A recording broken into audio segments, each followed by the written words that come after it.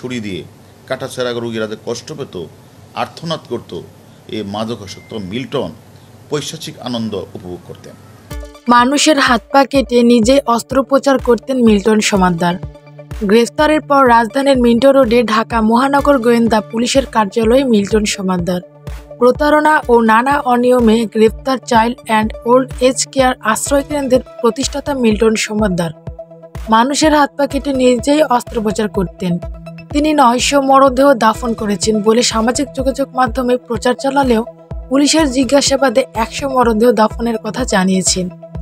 আজ রোববার দুপুরে রাজধানীর মিন্টো রোডের ডিবি কার্যালয়ে সাংবাদিকদের সঙ্গে আলাপকালে ডিএমপির অতিরিক্ত কমিশনার গোয়েন্দা মোহাম্মদ হারুনুর রশিদ কথা বলেন।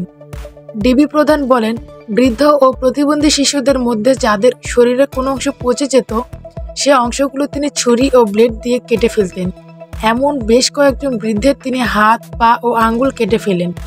সে সময় তাদের কান্না, যন্ত্রণা ও রক্ত দেখে মিল্টন পৈশাচিক আনন্দ উপভোগ করতেন।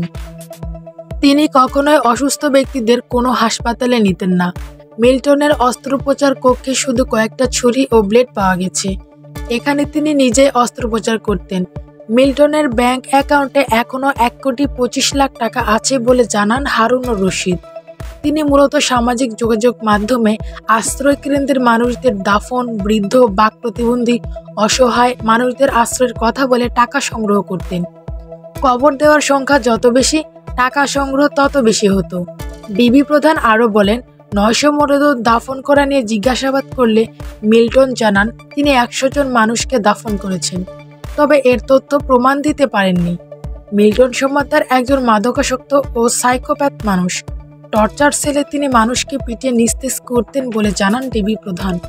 ডিবি আরও জানায়, তিনি কিভাবে মানবতার ফেরিওয়ালা হলেন তা বোধগম্য নয়। গত বুধবার রাতে রাজধানীর মিরপুর এলাকায় অভিযান চালিয়ে মিল্টন সমাদ্দারকে গ্রেফতার করা হয়।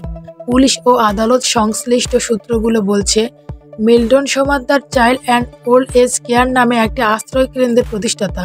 জালিয়াতির মাধ্যমে চিকিৎসক সেজে মৃত ব্যক্তির সনদ দেওয়া সহ নানা অপরাধমূলক কর্মকাণ্ডে জড়িত থাকার অভিযোগে মিল্টন সমাদ্দারের বিরুদ্ধে মামলা করছে মিরপুর থানার পুলিশ। মিল্টনের ভাষ্য, মিরপুরের child and old age care আশ্রয় কেন্দ্র প্রতিষ্ঠা করেছেন তিনি। সেখানে আশ্রয়হীন বৃদ্ধ ও শিশুদের আশ্রয় দেওয়া হয়। সম্প্রতি সাভারে জমি কিনে আশ্রয় কেন্দ্রের স্থায়ী নিবাস বানানো হয়েছে। মিল্টন সামাজিক যোগাযোগ মাধ্যম ফেসবুকে অসহায় বৃদ্ধ ও শিশুদের আশ্রয় দেওয়ার বিষয়ে প্রচার চালান। এ সংক্রান্ত ভিডিও চিত্র দেন। ফেসবুকে তাকে অনুসরণ করেন 1,60,00,000 মানুষ। সম্প্রতি কিছুদিন ধরে মিল্টনের বিরুদ্ধে নানা প্রতারণার অভিযোগে বিভিন্ন গণমাধ্যমে সংবাদ প্রকাশিত হচ্ছিল। মিল্টন ফেসবুকে ভিডিও দিয়ে এসব অভিযোগ অস্বীকার করেন।